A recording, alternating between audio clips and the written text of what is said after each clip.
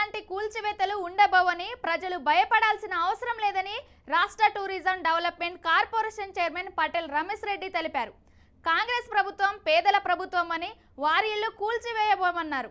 సూర్యాపేటకు హైడ్రాతో ఎలాంటి సంబంధం లేదన్నారు. హైడ్రా కేవలం ఓఆర్ఆర్ లోపలే మాత్రమే పనిచేస్తుందన్నారు. బీఆర్ఎస్ నాయకులు కావాలనే ప్రజలను తప్పుదోవ పట్టిస్తున్నారని భయపడాల్సిన అవసరం లేదని పటేల్ రమేష్ రెడ్డి స్పష్టం చేశారు.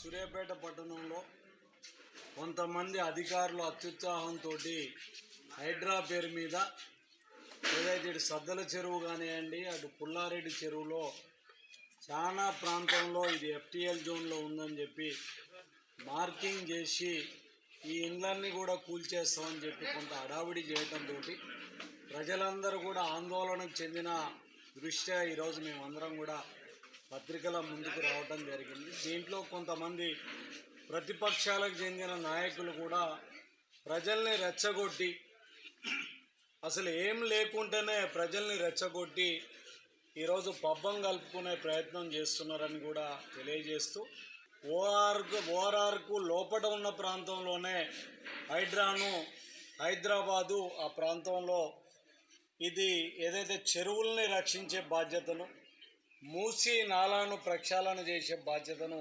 తీసుకోవడం జరిగింది. అంటే పట్టణాలలో అసలు హైడ్రా అనే ప్రస్తావన లేదు, అందులో సూర్యాపేటలో లేదు. ప్రజలందరికీ కూడా భరోసా ఇస్తున్నాం. ఇది పేదల ప్రభుత్వం, రేవంత్ అన్న ప్రభుత్వం, కాంగ్రెస్ ప్రభుత్వం.